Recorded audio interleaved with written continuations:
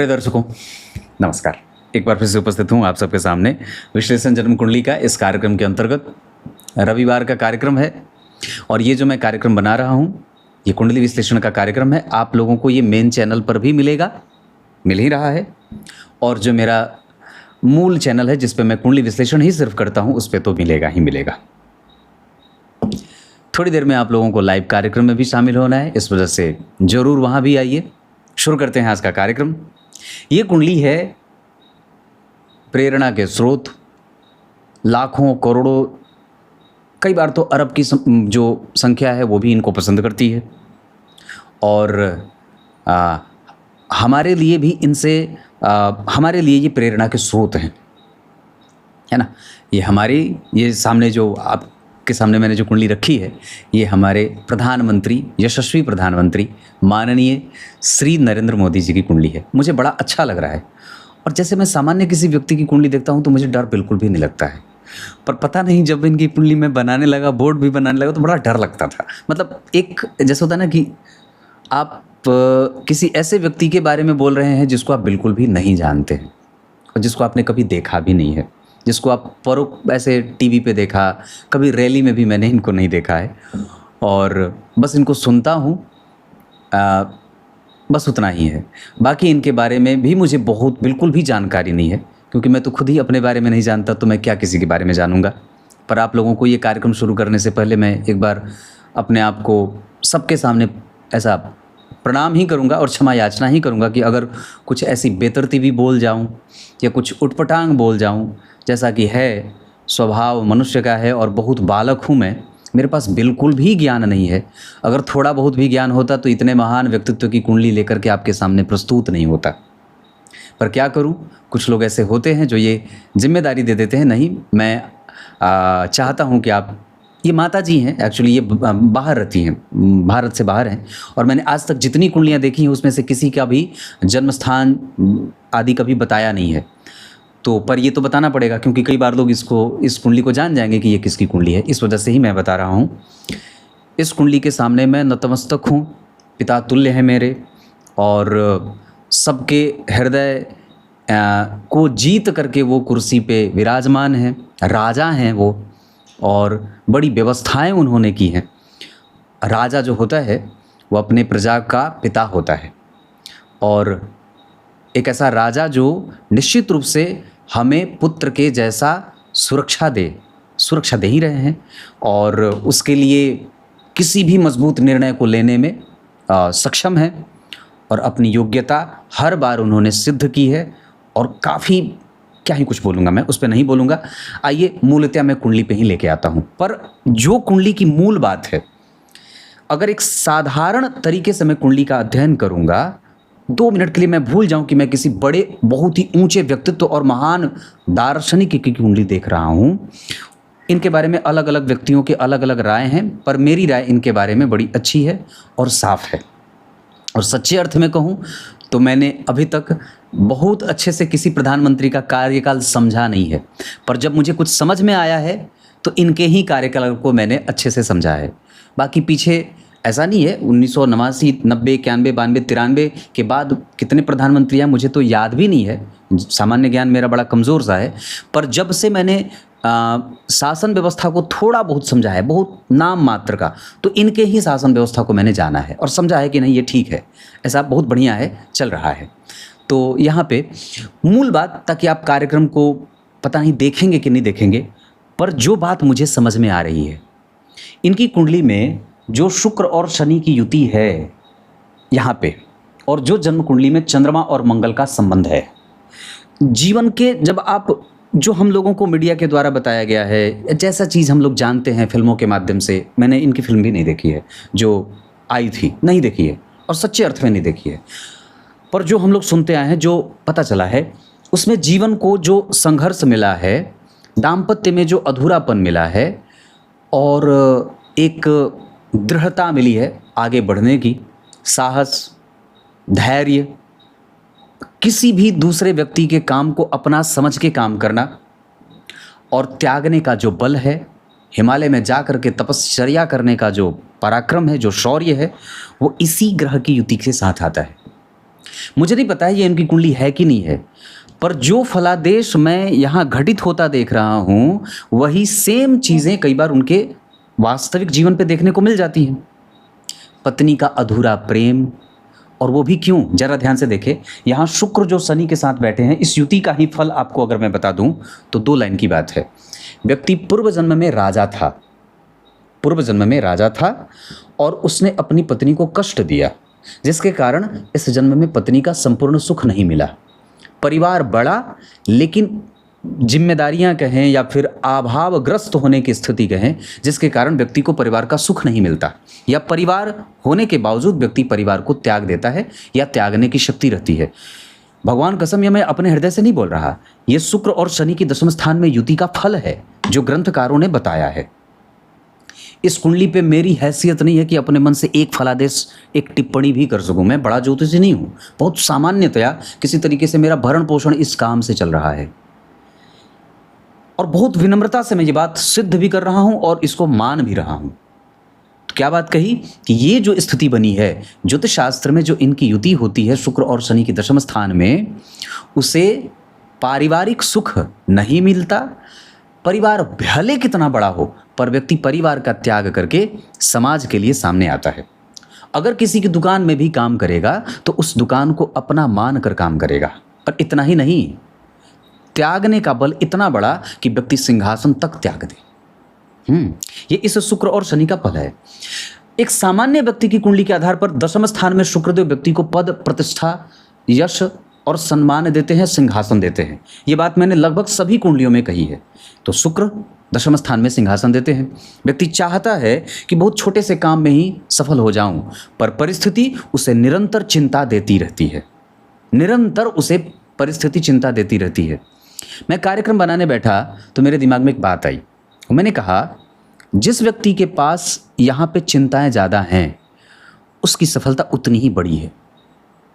जो चिंता ज़्यादा करता है, वस्तुतः आप इसको दूसरे सिद्धांत में देखेंगे तो क्या कहा, चिंता से चतुराई घटे, दुख से घटे शरीर, कहा ना जी। तो पर क्या बात है, आप इसको जब एक बिहेवियर के साथ देखते हैं तो क्या बात पता चलती है, जिसकी चिंता ज़्यादा है वो बेचैन है, और जो जितना बेचैन है वो उतना ही आगे है। इस आधार पर मैं ये बात छोटे से स्तर पे ही सही, पर इस बात से इत्तेफाक जरूर रख लूँगा कि जो सबसे बड़ा है उसकी चिंताएं ज़्यादा हैं, उसकी बड़ी चिंता है। जैसे उदाहरण, हमारे देश के प्रधानमंत्री की चिंता, वो कितना सोते होंगे, जितना साधारण मनुष्य सोता होगा उनके देश का नागरिक, उससे तो वो निश्चित रूप से कम सोते होंगे, क्योंकि उनको चिंता ज़्यादा है। ऑपरेशन सिंदूर में मैं बस की यात्रा कर रहा था, लखनऊ से मैं अपने गांव जा रहा था, बड़े मस्ती में सो भी गया था। मेरे बस के सीट के पीछे मेरे छोटे भाई युद्ध की बड़ी खबरें देख रहे थे, जो भी न्यूज़ पे दिखाया जा रहा था, चाहे झूठ हो या सही वो मुझे नहीं पता है, पर जितनी आराम से मैं नींद ले रहा था, मुझे बहुत अच्छे से पता है कि प्रधानमंत्री जी तो उतने आराम से नहीं सोए होंगे, बल्कि उन्होंने कितने दिन पीछे और कितने दिन आगे जाग करके अपनी रातें बिताई होंगी। तो ये जो जागने का बल है वो कहाँ से आता है, वो इसी से आता है। जो त्याग का बल है, नींद भी त्याग दिया, सुख चैन सारा त्याग दिया। अब बात, कई बार लोग ये कहेंगे कि उनके पास जो है वो एक भाषा शैली बड़ी अद्भुत है, वो पकड़ती बड़ी अच्छी है, लोगों को ग्रैब बहुत अच्छा करती है। वो क्यों करती है? जन्म कुंडली के द्वितीय भाव के अधिपति, बहुत ध्यान से समझिएगा, जन्म कुंडली के द्वितीय भाव के अधिपति कुंभ राशि में बैठे हैं। दार्शनिक राशि होती है। द्वितीय कहाँ बैठे? कुंभ राशि में। वाणी भाव के स्वामी स्थिर राशि में बैठे हैं। वाणी में स्थिरता है। अब कुछ लोग ऐसा भी कहेंगे, ये कार्यक्रम अब मैं तो सोच रहा था कि छोटा बना दूंगा, पर मुझे लगता है कि इस पर थोड़ा सा बल देना होगा मुझे भी, ताकि आप लोगों को समझ में आए कि ये क्या है। और अब मैं धीरे धीरे उतर रहा हूँ। तो द्वितीय भाव के स्वामी जब स्थिर राशि में बैठेंगे तो क्या देंगे? ये कुटुंब का भी भाव होता है। तो कुटुंब भाव के स्वामी स्थिर हैं, मतलब कुटुंब है, और शुक्र और शनि से दृष्ट है, मंगल का भी प्रभाव है। वाणी भाव के अधिपति गुरु के ऊपर मंगल की दृष्टि, शनि और शुक्र की दृष्टि। तो कितने शुभ ग्रहों ने देखा? एक शुभ ग्रह देख रहा है। द्वितीय भाव के स्वामी पे एक शुभ ग्रह देख रहा है, तो वाणी में शुक्र अनुभव देते हैं, तो वाणी में अनुभव आ गया, पकड़ने की शक्ति आ गई।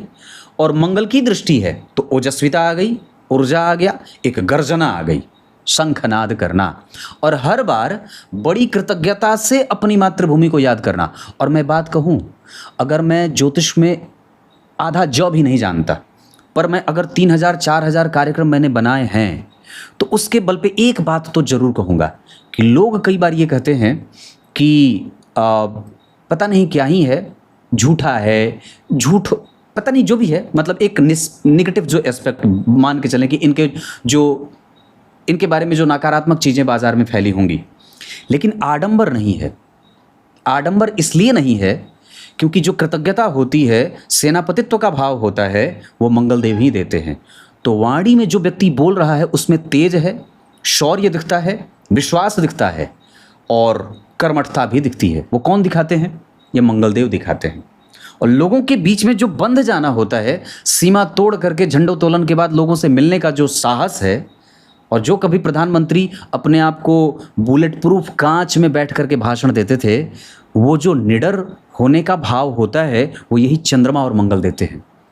और वाणी में जो तेजस्विता है, जहाँ एक ऑरा होता है, वो इस गुरु के ऊपर मंगल और शनि गुरु के प्रभाव के कारण होता है। अब एक सिद्धांत और बता ही देता हूँ। मुझे पता है ये कार्यक्रम व्यू वाला नहीं है, पर जितने लोग देखेंगे कम से कम उनके दिल में तो उतरे। एक सिद्धांत है जो मैंने लगभग कार्यक्रम में कहा है, व्यक्ति के जीवन में और उसकी कुंडली में शनि और मंगल अगर केंद्र में बैठे हैं, केंद्र का अर्थ लग्न, चतुर्थ, सप्तम और दशम, सिर्फ उतना ही केंद्र नहीं, एक दूसरे से केंद्र में। तो शनि से मंगल केंद्र में बैठे हैं। जब केंद्र में बैठे होंगे मतलब एक से चौथे, यहाँ से शनि से चौथे घर में मंगल बैठे हैं और मंगल से दशम स्थान में शनि बैठे हैं। ये जो स्थिति कुंडली में बनती है ना, कि जब मंगल और शनि आपस में एक दूसरे से केंद्र में हो जाते हैं, वो व्यक्ति समाज के लिए उदाहरण बन जाता है। अब जरा बहुत अपने हृदय पे, आप चाहे इनके प्रशंसक हों या अप्रशंसक हों, आप अपने हृदय पे हाथ रख के पूछो कि क्या इनका जीवन हमारे लिए उदाहरण नहीं बना है, या क्या हम इनसे नहीं सीखते हैं, या क्या हम इनको उदाहरण स्वरूप नहीं मानते? बिल्कुल मानते हैं।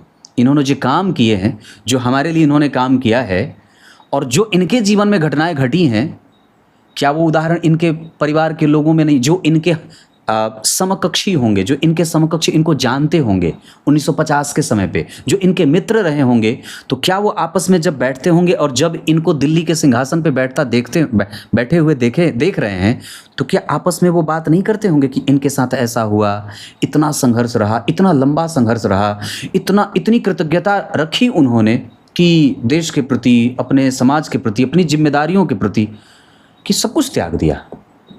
तो वो त्यागने का बल और व्यक्ति जो समाज के लिए उदाहरण बनता है, वो कहाँ से आता है?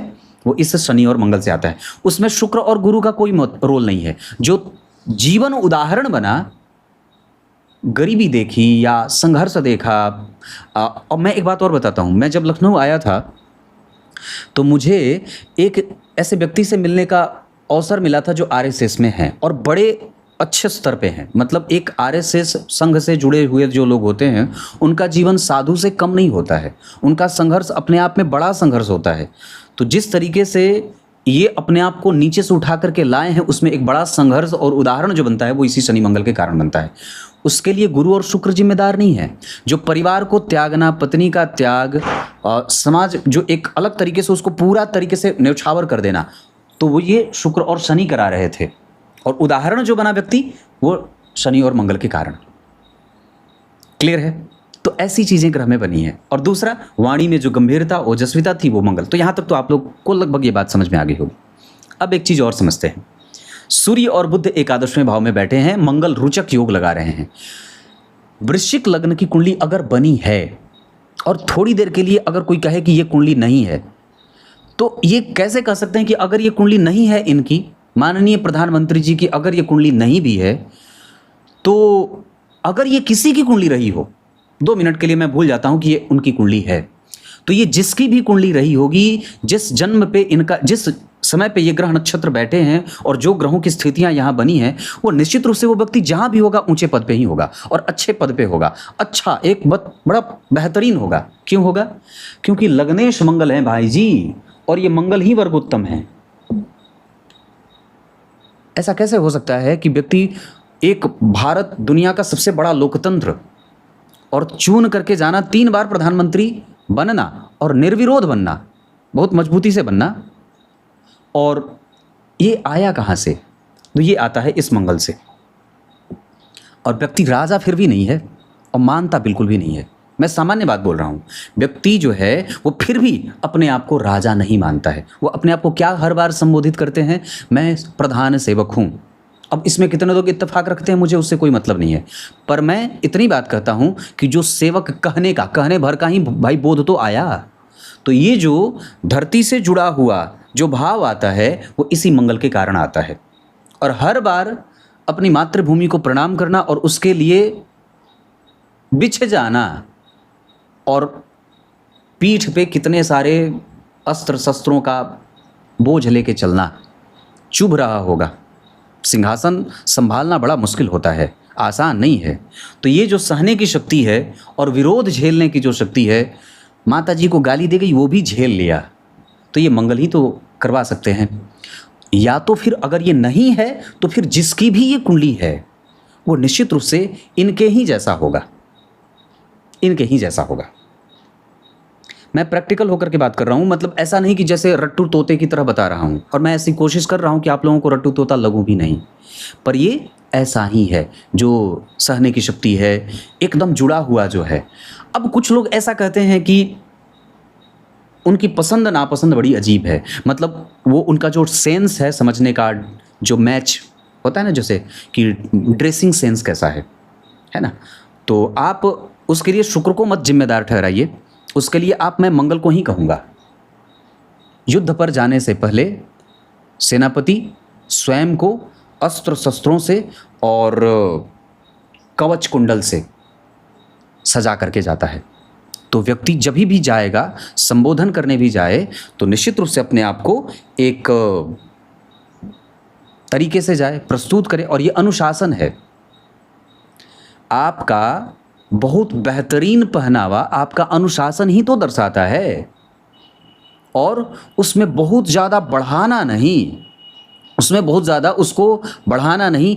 उस जैसे प्रधानमंत्री हुए भी तो उन्होंने कौन सा वेश धारण किया है ये विचारणीय है। उन्होंने मुकुट धारण किया है, उन्होंने पगड़ी धारण की है, उन्होंने दुपट्टा धारण किया है, उन्होंने भारतीय वेशभूषा को धारण किया है। कोई अलग तरीके की पाश्चात्य वेशभूषा उन्होंने कभी भी अपने आप को उसमें नहीं उतारा है, और बहुत कम बार उतारा है, या मांग के आधार पर उतारा होगा, ऐसा हो सकता है, या ऐसा हुआ होगा। पर जो धरती से जुड़ कर के रहने का भाव आता है ये मंगल देव ही देते हैं। हमारी मातृभूमि के बारे में हर बार जब उनका चरण वंदन वो अभी अगर कभी करते हैं तो इसी मंगल के कारण करते हैं।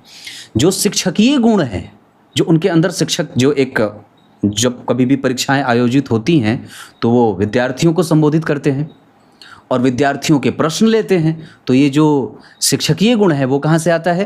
वो इसी मंगल और गुरु के कारण आता है। और मैं इसी कुंडली में नहीं कह रहा, मैंने बहुत सारी कुंडलियों में जहाँ पे गुरु और मंगल का योग बना है वहाँ यही कहा है कि ये शिक्षकीय योग है। अब यहाँ से आगे बढ़ते हैं, और अभी तक ये कार्यक्रम लगभग 17-18 मिनट का बन गया है। मैं सोचता था कि इसे बहुत जल्दी समेट दूंगा, पर ये आसान नहीं है। उनकी सफलता, हमारे माननीय प्रधानमंत्री की सफलता के लिए अगर कोई ग्रंथ लिखे जाएं और उनके संघर्ष लिखे जाएं तो शायद पेज दर पेज जुड़ते जाएंगे। और मैं सिर्फ उनका प्रशंसक हूं इस वजह से ऐसा नहीं बोल रहा। मैं सच्चे अर्थ में हृदय से कहता हूं। तो इस कुंडली को मैं अगर कहीं कुछ कल्पना कर पा रहा हूं तो इससे रिलेट कर रहा हूं, जोड़ रहा हूं। जैसे एक सिद्धांत मैंने बताया था अभी थोड़े दिन पहले ही, वर्गोत्तम ग्रहों पे चर्चा की थी। मैं ना बहुत छोटा आदमी हूँ, और आजकल का जो कलयुग का समय है इसमें ना एडिटिंग ज़्यादा काम करती है। आप एडिट करें, कुछ नए लोगों को लुभाने के लिए कुछ बीड़ी सिगरेट उसमें शामिल करें, मुझसे वो होता नहीं है। गर्लफ्रेंड बॉयफ्रेंड शामिल करें, मुझसे वो होता नहीं है। और भगवान न करे कि कभी ऐसी नौबत आए कि मुझे वो सब चीज़ें अपने कार्यक्रम में शामिल करनी पड़े। मैंने एक कार्यक्रम बनाया था अभी जो बहुत ज़्यादा दिन पहले नहीं, वर्गोत्तम ग्रह के ऊपर, आप चाहें तो देख सकते हैं। उसमें एक सूत्र बताया था, उसमें सूत्र है व्योमस्त पाताल विलग्न भानाम वदंती नामानि मुनिंद्र जाला तत्कंटकम केंद्र चतुष्टयम च वर्गोत्तमो तत्स्वनवान सकास्तु। और एक सिद्धांत और है, जन्म जो हुआ है वो हमारे माननीय प्रधानमंत्री जी का रविवार को हुआ है। और ये बात, ये जो श्लोक है, ऐसा नहीं कि मैं पहली बार पढ़ रहा हूँ, आप हो सकता है कि ये कार्यक्रम पहली बार देख रहे होंगे, पर ये श्लोक मैंने अपने 3000 कुंडली विश्लेषण के कार्यक्रम में हर बार रविवार के कार्यक्रम में, जिसका भी जन्म रविवार को हुआ है, उसमें यह बात पढ़ी है। पित्ताधिको अति चतुरस तेजस्वी समर प्रिय दाता दानो महोत्साही सूर्यवारो भवेन नरः। सूर्यवार यानी कि रविवार। क्या कहता है शास्त्र? आचार्यवर लिखते हैं कि जो व्यक्ति रविवार को जन्मा होता है वो दाता होता है, दानी होता है, महोत्सव में पूर्णतया अपने आप को समर्पित करने वाला होता है, दूसरों के कष्ट को देख करके अपना सुख भूल जाने वाला होता है। दाता दानो महोत्साही सूर्यवारो भवेन नरः। पित्ताधिको अति चतुरस तेजस्वी, तेजस्वी होता है। उसका दूसरा कारण, गुरु और चंद्रमा एक दूसरे से केंद्र में, तो पित्ताधिको अति चतुरस, अति चतुर, कब कैसा कौन सा काम करना है, चतुराई भी है। अगर चतुराई नहीं होती तो जो विपक्षियों का झेलना है वो सामान्य है क्या? वो सामान्य नहीं है। आपके पड़ोसी अगर 2 बार 2 मीठी बात बोल करके एक कड़वी बोल देते हो, आपको रात भर नींद नहीं आती है। और यहाँ व्यक्ति अरब लोगों की दृष्टि का सुई जो है वो आंखों का तारा भी है और कुछ लोगों के हृदय का फांस भी है। तो क्या बात बनती है कि पित्ताधिको अति चतुरस तेजस्वी समर प्रिय, समर का प्रिय है, मतलब समर मतलब युद्ध होता है। युद्ध के मैदान में अपने आप को एकदम रण से भागने वाला नहीं है। एक बार तो भगवान कृष्ण रणछोड़ बन गए थे, पर यहाँ ये तो स्थिति ही नहीं बनती है।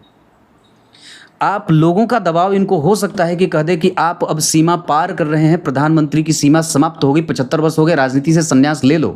पर इनके पास ऐसा भाव नहीं आता होगा कि मैं अब राजनीति से संन्यास ले लूँ। सेवा करने का भाव जितना मिलता रहे, जितनी उम्र मिलती रहे और बार बार मिलती रहे, स्वीकार है। और इस वजह से नहीं है कि वो पद पे विभूषित होना चाहते ना, क्योंकि जो कृतज्ञता है वो निश्चित रूप से इसी मंगल के कारण है। मंगल वर्गोत्तम है। और मैंने पूर्व में जो श्लोक पढ़ा था व्योमस्त पाताल विलग्न भानाम वाला, उसमें क्या कहा अंत में? शास्त्रकार लिखते हैं वर्गोत्तमो तत् स्वनवान सकास्तु। वर्गोत्तम ग्रह व्यक्ति को, या अपने नवांश का बैठा ग्रह व्यक्ति को राजा बनाता है। तो 2 मिनट के लिए जरा सोचिए कि अगर ये इनकी कुंडली नहीं भी है तो जिसकी भी ये कुंडली है, और अगर हम ये मान रहे हैं कि हमारे माननीय प्रधानमंत्री जी की कुंडली है, तो ये गुण मैच कैसे कर रहा है? हो सकता है कि कहीं से इनकी कुंडली किसी ने तैयार कर दी हो, या फिर कोई ऐसा सिद्ध पुरुष रहा होगा जो इनके बारे में कोई भविष्यवाणी कर चुका हो पूर्व में। और पता नहीं, मैं नहीं जानता कि वो कौन सी किताब में ऐसी कोई बात लिखी होगी, पर मैं जो देख रहा हूँ और जितना मैंने उनको जरा सा भी नहीं जाना है, पर जितना मैंने लोगों से सुना है, उसके अंदर तो यही कुंडली फिट बैठती है। क्योंकि ये सामान्य नहीं है कि लग्नेश ही मंगल हैं और वही वर्गोत्तम है। और विरोधियों का दंश क्यों झेलना पड़ता है? जरा सोचिए कि इनके विरोधी कैसे कैसे हैं, इनके विपक्ष में कैसे कैसे लोग हैं, इनके विपक्ष में इनका सामना कैसे लोगों से होता है, और वो विपक्ष कितना नीचे जा सकता है। मंगल नीच के लग्न में बैठे हैं। दशमांसा क्षेत्र में ये आपका पूरा करियर दिखाता है, पूरा करियर का ग्रोथ और ग्राफ दिखाता है। दशमांसा चक्र में लग्न में ही मंगल नीच के बैठे हैं, जिनका नीच भंग गुरु कर रहे हैं केंद्र में बैठ करके। तो जरा ध्यान से देखिए, तो गुरु मेष राशि में बैठे हैं जिसके अधिपति मंगल लग्न में, और गुरु अपने उच्च की राशि से 10वें स्थान में बैठे हैं। अब जरा एक बात और भी है, गुरु का अगर यहाँ मंगल का सामान्य नीच भंग होता तो यहाँ भी बैठ जाते तो हो जाता, यहाँ भी बैठ जाते तो हो जाता, या जन्म कुंडली में यहीं बैठ जाते तो हो जाता। पर परमात्मा ने कुंडली कैसी बनाई और दशमांसा कैसा बनाया कि गुरु मंगल का नीच भंग सामाजिक वाले भाव में कर रहे हैं, जहाँ पे पूर्णतया सोशल देखा जाता है, संपूर्ण सामाजिक हो जाना। वहाँ बैठ करके व्यक्ति की कुंडली में मंगल का नीच भंग देवगुरु बृहस्पति कर रहे हैं। और एक अच्छी बात, यहाँ पे लग्नेश लग्न में, गुरु से केंद्र में, यहाँ लग्न के अधिपति 3रे भाव में बैठे हैं, और लग्न पे गुरु की दृष्टि है उच्च की। नवमांसा चक्र में गुरु की उच्च दृष्टि प्राप्त है। और ज़रा देखिए तो यहाँ पे गुरु केंद्र में हो रहे हैं, यहाँ भी केंद्र में, यहाँ त्रिकोण में और यहाँ गुरु केंद्र में, मतलब गुरु कहीं हट नहीं रहे। एक बात मैं और भी पक्के तौर पे पूरी गारंटी से अपने पूर्णतया इस सिंहासन पे, ये जो कुर्सी है मेरी छोटी सी, इसके बल पे ये बात कह सकता हूँ कि व्यक्ति का चरित्र बहुत उच्चतम स्तर का है। ये जो विरोधी जो इनके ऊपर कुछ भी बोलते हों, लांछन लगाते हों, पर अगर मैंने ज्योतिष का थोड़ा भी स्वीकार किया है, कोई ज्ञान, और जरा भी मुझे कुछ ऐसा होगा, तो मैं इस कुंडली में एक चीज़ तो बहुत पक्के तौर पे कह सकता हूँ, चाहे उनकी कुंडली हो या ना हो, कि इनका चरित्र बहुत उच्चतम स्तर का है। ये जिसकी भी कुंडली है, चरित्र उच्चतम स्तर पे जाकर के विराजमान है। और उसकी प्रामाणिकता मैं ऐसे देता हूँ। शुक्र के ऊपर गुरु का प्रभाव है और जन्म कुंडली के 10वें स्थान पे गुरु और शनि दोनों का प्रभाव है। जिस व्यक्ति की कुंडली में गुरु और शनि का प्रभाव एक साथ रहता है, वो कभी अपने से छोटी उम्र की जाति का हो या 80 वर्ष की जाति का हो, चाहे अहम उम्र ही क्यों ना हो, उसके प्रति कभी भी कोई बैर भाव नहीं लाता। उसके अंदर कामुकता विराजमान ही नहीं रहती है। मैंने कई बार कुंडली देखी है जहाँ लोग कहते हैं कि पंडित जी मुझे तो मूर्ति में भी काम भाव दिख जाता है। मैंने कई बार ऐसी कुंडलियाँ देखी हैं जिसमें ये लोग कहते हैं कि मैं अपने से 60 साल का व्यक्ति है जो कहता है कि मुझे तो 8 साल की बच्ची में भी काम वासना दिख जाती है, मैं वहाँ से भी कुछ खराब देख लेता हूँ। देखी है मैंने कुंडली, और एक नहीं कई कुंडलियाँ देखी हैं, और सामने से उस व्यक्ति से मिला भी हूँ। पर यहाँ ये बात 1,00,000% मैं ये बात डंके की चोट से कह सकता हूं कि चरित्र के मामले में ये कुंडली सर्वोच्च शिखर पे विराजमान है। राजा ऐसा ही होना चाहिए, राजा ऐसा ही होना चाहिए, जिसके होठ संबोधित करते समय फड़फड़ा जाते हों, जिसकी भुजाएं कलम की सिग्नेचर करने के समय कांप जाती हों, और जो हमेशा ही अनुशासन से बंधा हुआ हो। और अगर ऐसा कोई आपको राजा दिखता हो तो मुझे बता दो। नहीं दिखेगा, नहीं दिखेगा। और एक बात और भी है, मैं तो बहुत छोटा सामान्य अदना सा बालक हूं, पर मैं ये बात कहता हूं, भाग्य हैं हम लोगों के बहुत प्रबल, बहुत मजबूत भाग्य के हैं हम, चाहे हिंदू हों, चाहे मुस्लिम हो, चाहे सिख हों, चाहे जैन हो, चाहे बौद्ध हो, चाहे जो भी हो, कुछ चीज़ों से समझौता करना पड़ता है। और आप जब जितने ऊंचे बढ़ते जाते हैं उतने ही आपको दबाने वाले भी होते हैं। पर निश्चित रूप से राजा बनने का अधिकार ऐसे ही व्यक्ति को होना चाहिए, ऐसे ही कुंडली को होना चाहिए। व्यक्ति को भी नहीं कहूँगा, ऐसे ही कुंडली राजा बनती है, और निश्चित रूप से ऐसे ही कुंडली को राजा बनाना चाहिए। अब इससे बड़ा प्रमाण मैं अपने लिए क्या दे सकता हूँ? जिसने मुझ पर विश्वास करके इनकी कुंडली भेजी है, मैं उनसे एक ही बात कहूँगा, आपने सर्वोच्च व्यक्ति की कुंडली मेरे पास भेजी है और मैं तो कृत्य हो गया। मैं सच्चे अर्थ में कहूँ, मैंने पूर्व में इनकी कुंडली का कार्यक्रम बनाया था, पर वो बड़ा ही अबोध था, बड़ा मतलब एकदम नासमझी में बनाया था। थोड़ी बहुत नासमझी अभी भी है। हो सकता है कि 2 साल बाद कोई और व्यक्ति आ जाए जो कहे कि इनकी कुंडली फिर से पढ़ दो, तो उस समय भी थोड़ी सी नासमझी कर दूंगा। लेकिन जितनी बार इनकी कुंडली पढ़ी जाएगी उतनी बार नासमझी सामने वाला करेगा। और एक बात मैं और भी कहता हूँ, दुनिया का कोई भी ज्योतिषी ब्रह्मज्ञानी नहीं है। तो मैं इनकी कुंडली पे आगे कुछ भी बोलने से पहले अपने आप को 1000 बार अपनी बेड़ियों में बांधूंगा। नहीं, मैं उतना बड़ा ज्योतिषी ना हूँ और ना बनना चाहता हूँ, क्योंकि फलादेश करने का तरीका ये होता है कि आप अपने आप को अपनी सीमाओं से बांध करके रखिए, तोड़िए मत खुद को। आप ब्रह्मा नहीं हैं। कई बार लोग कहेंगे आप इनके भविष्य के बारे में बताएं। मैं कैसे बता सकता हूँ? मेरे अंदर उतनी तपस्या नहीं है जितना ये तपश्चर्या करके ये कुंडली बैठी है। मेरी तपस्या इनसे ज़्यादा हो तब तो मैं इनका भविष्य बताऊं। बात है कि नहीं है? तो मेरे पास उतनी तपश्चर्या नहीं है, मेरे अंदर उतना ब्रह्मचर्य का पालन नहीं है, और मेरे अंदर उतने कष्ट के और थपेड़े सहने की वो कोई ऐसे सामर्थ्य है नहीं। इस वजह से जो ऐसे हैं वो इनकी कुंडली पे फलादेश भले करते होंगे कि 2025 में ऐसा होगा, 2026 में ऐसा होगा, 2027 में ऐसा होगा। मैं ऐसा कुछ नहीं कहूँगा।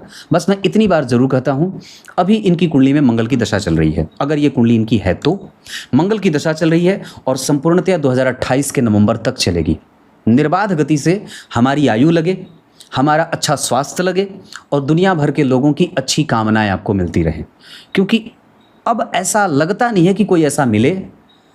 भगवान बिरले लोगों को ही ऐसा सिंहासन देते हैं। एक तो भारत भूमि, ऊपर से हिंदुत्व के संपूर्ण सरोवर में डुबकी लगाता हुआ व्यक्ति, और निश्चित रूप से धर्म की प्रतिज्ञा के पालन के लिए मजबूत कटिबद्ध हैं।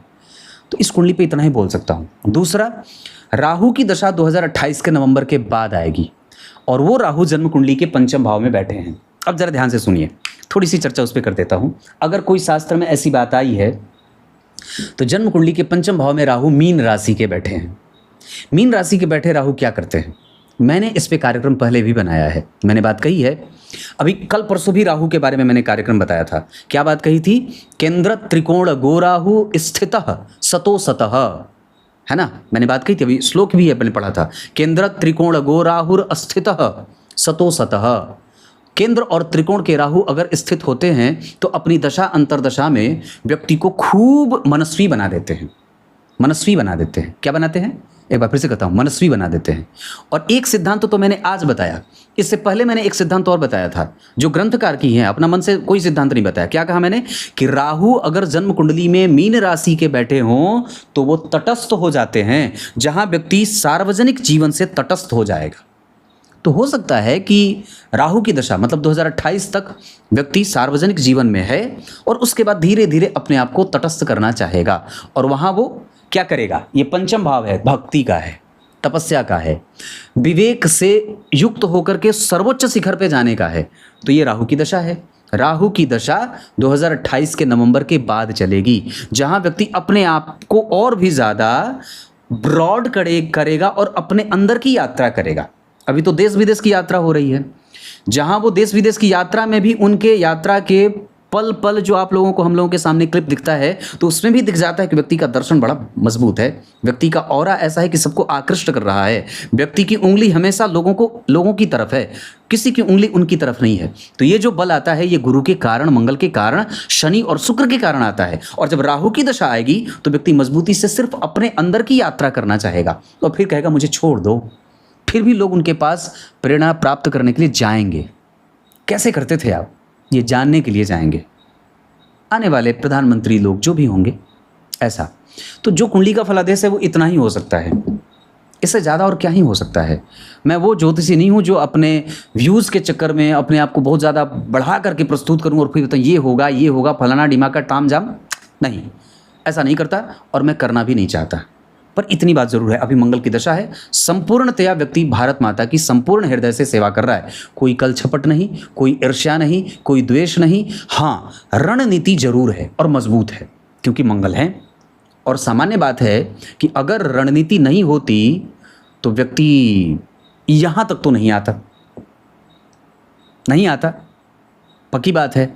तो बस इतनी सी बात है, हम लोग इनके लिए प्रार्थना करते रहें भगवान से। राजा जो होता है वो पिता भी होता है और राजा जब बीमार पड़ता है तो वो प्रजा के लिए पुत्र भी हो जाता है। बड़ी गहरी बात है। जब बीमार पड़े तो पेट की समस्या इनको परेशान कर सकती है, पेट की परेशानी व्यक्ति को परेशान कर सकती है। इस कुंडली को पेट की परेशानी परेशान कर सकती है। मैं नहीं जानता ये किसकी कुंडली है, पर अगर ये हमारे प्रधानमंत्री जी की कुंडली है तो इनकी कुंडली में पेट की परेशानी हो सकती है। वक्त बेवक्त जब कभी राहु की दशा आएगी तो व्यक्ति को उससे झेलना पड़ेगा, उससे परेशान होना पड़ेगा, उस समय की बात होगी।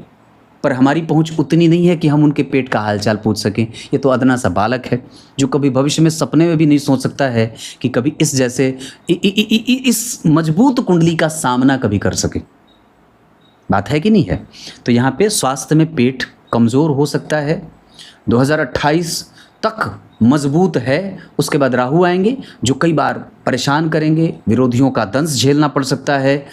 और उस समय हमारे राजा को, जो हम उनकी प्रजा हैं, जब वो उनके ऊपर राहु की दशा चलेगी तब उनके लिए हम लोगों को अनुष्ठान, पूजा पाठ, मंत्र जप और उनके लिए भगवान से प्रार्थना की आवश्यकता होगी।